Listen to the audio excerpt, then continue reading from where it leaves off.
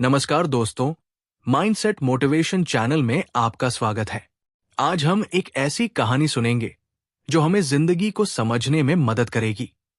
आज का उपन्यास द अल्केमिस्ट, जिसे ब्राजीलियाई लेखक पाउलो कोएल्हो ने लिखा है, पहली बार 1988 में प्रकाशित हुआ था। मूल रूप से पुर्तगाली भाषा में लिखा गया ये उपन्यास एक व्यापक रूप से अनुदित अंतर्राष्ट्रीय बेस्टसेलर बन गया। ये कहानी है एक साधारण चरवाहे लड़के की, जिसका नाम है सैंटियागो। सैंटियागो स्पेन के एक छोटे से गांव में रहता था। वो भेड़ें चराता था और उसका जीवन बहुत ही सरल और शांत था। उसे नई नई जगहों पर घूमना पसंद था, इसलिए उसने पढ़ाई छोड़कर चरवाहा बनने का फैसला किया था। लेकिन उसके अंदर एक चीज थी जो उसे बाकी लोगों से अलग बनाती थी, और वो था उसका सपना। एक रात उसे एक अजीब सपना आता है। वो देखता है कि मिस्र के पिरामिड के पास एक खजाना उसका इंतजार कर रहा है। पहले तो वो इस सपने को नजरअंदाज करता है, लेकिन जब वही सपना बार बार आने लगता है तो वो सोचने पर मजबूर हो जाता है, क्या ये सिर्फ एक सपना है या फिर कोई संकेत? अपने सवालों के जवाब ढूंढने के लिए वो एक बूढ़ी महिला के पास जाता है जो सपनों का अर्थ बताती है। वो महिला उससे कहती है कि उसे मिस्र जाना चाहिए क्योंकि वही उसका खजाना छिपा है। सैंटियागो उलझ जाता है। उसके सामने एक बड़ा सवाल खड़ा हो जाता है, क्या वह अपनी सुरक्षित और आसान जिंदगी छोड़कर एक अनजान सफर पर निकल जाए? इसी दुविधा के बीच उसकी मुलाकात एक रहस्यमयी व्यक्ति से होती है जिसका नाम है मेल्कीसेडेक, जो खुद को सेलम का राजा बताता है। मेल्कीसेडेक उससे कहता है, जब तुम किसी चीज को सच्चे दिल से चाहते हो तो पूरी कायनात उसे तुमसे मिलाने में लग जाती है। यहीं पर हमें एक बहुत महत्वपूर्ण जीवन का सिद्धांत मिलता है जिसे कहा जाता है पर्सनल लेजेंड, यानी जीवन का असली उद्देश्य। मेल्कीसेडेक समझाता है कि हर इंसान के दिल में एक सपना होता है, एक मंजिल होती है, लेकिन ज्यादातर लोग डर, असफलता या समाज के दबाव के कारण अपने सपनों को छोड़ देते हैं। वो सैंटियागो को 2 जादुई पत्थर देता है, उरीम और थुमीम, जो उसे सही फैसले लेने और संकेतों को समझने में मदद करेंगे। वो कहता है, जीवन हमेशा हमें संकेत देता है, लेकिन हमें उन्हें पहचानना और समझना आना चाहिए। इन बातों से प्रेरित होकर सैंटियागो एक बड़ा फैसला करता है। वो अपनी भेड़ों को बेच देता है और अपने सपने की ओर बढ़ने के लिए निकल पड़ता है।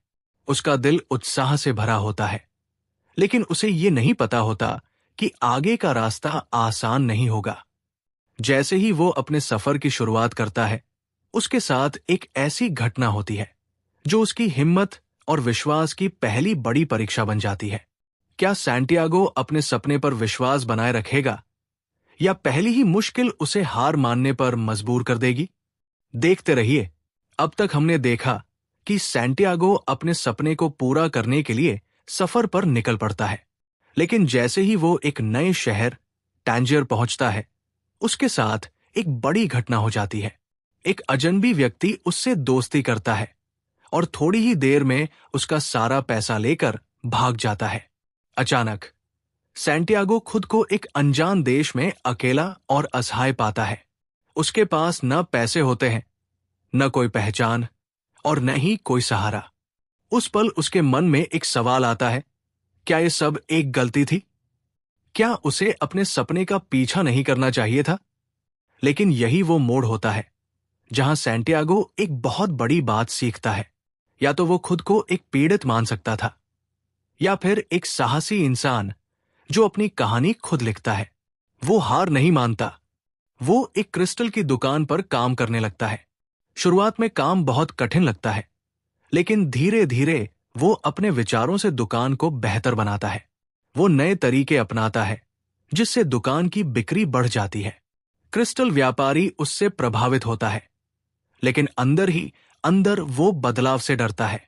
वो कहता है, मैं हमेशा मक्का जाने का सपना देखता रहा, लेकिन अगर मैं वहां चला गया तो मेरे पास सपना देखने के लिए कुछ नहीं बचेगा। यहां हमें एक बहुत गहरी सीख मिलती है। बहुत से लोग अपने सपनों को इसलिए नहीं जीते क्योंकि उन्हें डर होता है कि अगर सपना पूरा हो गया तो फिर आगे क्या? सैंटियागो इस सोच को समझता है, लेकिन वह इसे अपनाता नहीं है। वो जानता है कि असली खुशी सपनों का पीछा करने में है, न कि उनसे भागने में। कुछ महीनों में वो इतना पैसा कमा लेता है कि वो वापस अपने पुराने जीवन में लौट सकता था। लेकिन अब वो बदल चुका था। उसी समय उसकी मुलाकात एक अंग्रेज व्यक्ति से होती है, जो अल्केमी यानी धातुओं को सोने में बदलने की कला के बारे में अध्ययन कर रहा होता है। अंग्रेज उसे बताता है कि असली अल्केमी सिर्फ धातुओं को बदलने की नहीं, बल्कि इंसान को खुद को बदलने की प्रक्रिया है। वो उसे किताबों के जरिए ज्ञान खोजने के बारे में बताता है। लेकिन सैंटियागो एक अलग तरीके से सीखता है। वो प्रकृति को देखकर सीखता है, लोगों को समझकर सीखता है और अपने अनुभवों से सीखता है। यहां हमें एक और महत्वपूर्ण बात समझ में आती है। ज्ञान सिर्फ किताबों में नहीं होता, बल्कि जीवन के हर अनुभव में छिपा होता है। धीरे धीरे सैंटियागो एक और चीज समझने लगता है, और वो है अपने दिल की आवाज सुनना। उसका दिल उसे हमेशा सही दिशा दिखाने की कोशिश करता है, लेकिन कभी कभी डर और संदेह उसकी आवाज को दबा देते हैं। फिर भी वो अपने दिल पर भरोसा करना सीखता है। अब सैंटियागो और अंग्रेज दोनों एक कारवां के साथ रेगिस्तान की ओर निकलते हैं, जहां सैंटियागो को अपने सपने के और करीब जाना है। लेकिन रेगिस्तान आसान नहीं होता। वहां खतरे हैं, अनिश्चितता है और हर कदम पर परीक्षा है। क्या सैंटियागो इन चुनौतियों का सामना कर पाएगा?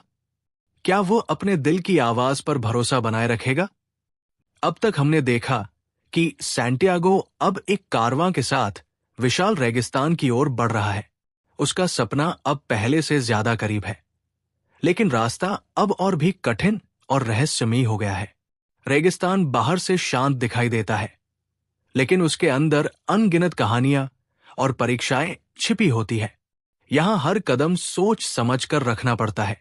कारवां धीरे धीरे आगे बढ़ता है, और इस सफर के दौरान सैंटियागो जीवन को एक नए नजरिए से समझने लगता है। यही उसकी मुलाकात एक अंग्रेज व्यक्ति से होती है, जो अल्केमी के बारे में गहराई से अध्ययन कर रहा होता है।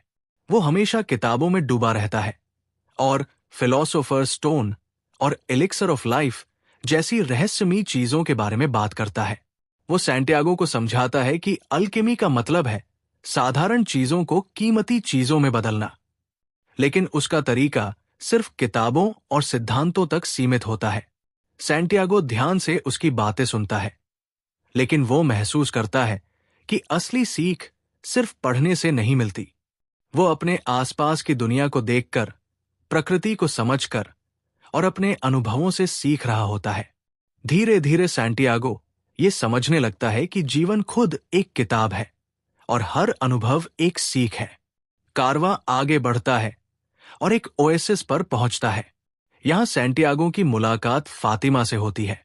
पहली ही नजर में उसे उससे सच्चा प्यार हो जाता है। अब उसके सामने एक नई परीक्षा खड़ी होती है। क्या वह अपने प्यार के लिए यही रुक जाए या अपने सपने को पूरा करने के लिए आगे बढ़े? फातिमा उसे समझाती है कि सच्चा प्यार कभी किसी के सपनों को रोकता नहीं है। अगर उसका सपना सच में सच्चा है तो वो जरूर पूरा होगा और वो उसका इंतजार करेगी। ये बात सैंटियागो के दिल को छू जाती है। वो समझ जाता है कि सच्चा प्यार हमें कमजोर नहीं बनाता, बल्कि हमें और मजबूत बनाता है। इसी दौरान सैंटियागो को एक अजीब संकेत मिलता है। वो दो बाजों को लड़ते हुए देखता है और उसे अचानक एक युद्ध का आभास होता है। वो इस संकेत को समझकर ओएसिस के लोगों को चेतावनी देता है। शुरुआत में लोग उस पर विश्वास नहीं करते, लेकिन जब उसकी बात सच साबित होती है तो सभी हैरान रह जाते हैं। अब लोग उसे एक ऐसे इंसान के रूप में देखने लगते हैं जो संकेतों को समझ सकता है। यहीं पर उसकी मुलाकात होती है उस व्यक्ति से जिसका इंतजार उसे लंबे समय से था, अल्केमिस्ट। अल्केमिस्ट सैंटियागो को एक अलग ही तरीके से सिखाता है। वो उसे किताबों की नहीं, बल्कि जीवन की सच्चाई सिखाता है। वो कहता है कि असली अल्केमी धातुओं को सोने में बदलना नहीं है, बल्कि अपने अंदर के डर को साहस में और अपने संदेह को विश्वास में बदलना है। वो सैंटियागो को अपने दिल की आवाज सुनना सिखाता है। वो समझाता है कि हमारा दिल हमेशा सच्चाई जानता है, लेकिन डर हमें उसे सुनने नहीं देता। सैंटियागो धीरे धीरे अपने डर का सामना करना सीखता है। वो समझता है कि डर ही वो सबसे बड़ी दीवार है जो हमें हमारे सपनों से दूर रखती है। आगे के सफर में एक समय ऐसा आता है जब दुश्मन उसे पकड़ लेते हैं। वे उसकी परीक्षा लेने के लिए कहते हैं कि अगर वो खुद को हवा में बदल सकता है तभी उसकी जान बचेगी। ये सुनकर कोई भी डर जाता, लेकिन सैंटियागो अब बदल चुका होता है। वो प्रकृति से बात करने की कोशिश करता है। वो हवा से बात करता है, सूरज से बात करता है और अंत में अपने अंदर झांकता है। उसे एहसास होता है कि पूरी दुनिया एक ही शक्ति से जुड़ी हुई है, जिसे सोल ऑफ द वर्ल्ड कहा जाता है। जब वो इस सच्चाई को पूरी तरह स्वीकार कर लेता है, तब उसके अंदर एक अद्भुत आत्मविश्वास पैदा होता है। और तभी एक चमत्कार होता है। तेज हवा चलने लगती है और सैंटियागो खुद को उस हवा का हिस्सा महसूस करता है। ये पल सिर्फ एक जादू नहीं था, बल्कि ये उसके विश्वास, साहस और आत्मज्ञान की जीत थी। यहां हमें एक बहुत गहरी सीख मिलती है।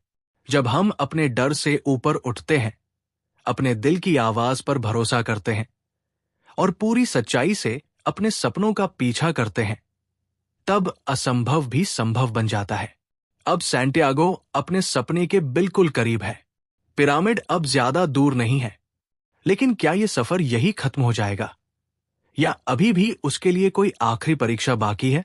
क्या उसे सच में वो खजाना मिलेगा जिसके लिए उसने इतना लंबा सफर तय किया?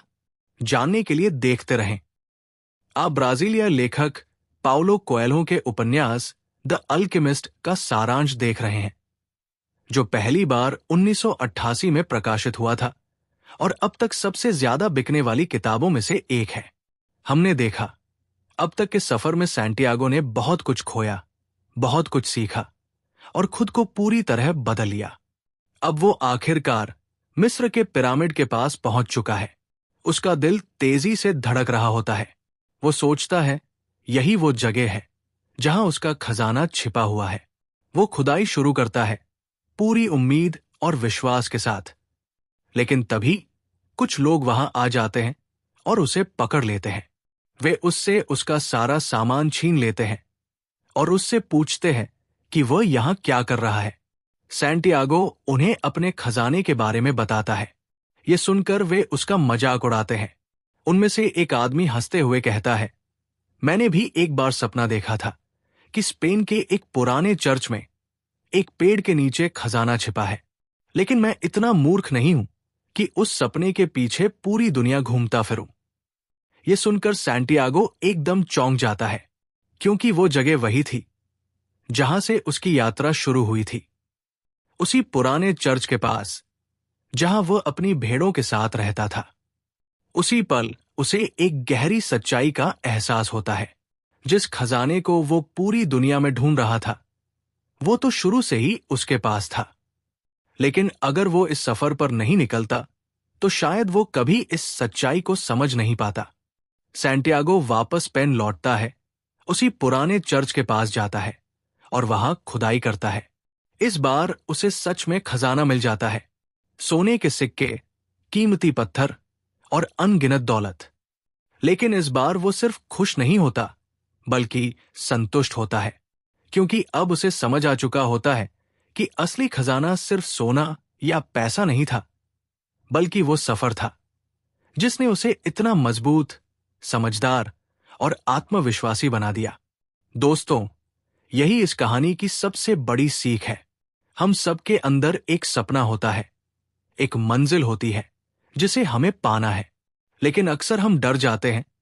हम सोचते हैं कि रास्ता मुश्किल है, लोग क्या कहेंगे, या अगर हम असफल हो गए तो क्या होगा। लेकिन सच्चाई यह है कि अगर हम अपने दिल की सुने, अपने सपनों पर विश्वास करें और लगातार आगे बढ़ते रहें, तो पूरी दुनिया हमारी मदद करने लगती है। याद रखिए, असली खजाना बाहर नहीं, हमारे अंदर है, और उसे पाने का एक ही तरीका है, अपने सपनों का पीछा करना। तो आज ही अपने आप से एक वादा कीजिए कि आप अपने सपनों को कभी नहीं छोड़ेंगे, चाहे रास्ता कितना भी कठिन क्यों न हो। अगर आपको ये कहानी और इसके संदेश पसंद आए तो इस वीडियो को लाइक करें, अपने दोस्तों और परिवार के साथ शेयर करें और हमारे चैनल माइंडसेट मोटिवेशन को जरूर सब्सक्राइब करें। आपका एक छोटा सा सपोर्ट हमें और भी ऐसी प्रेरणादायक कहानियां लाने के लिए प्रेरित करता है। धन्यवाद।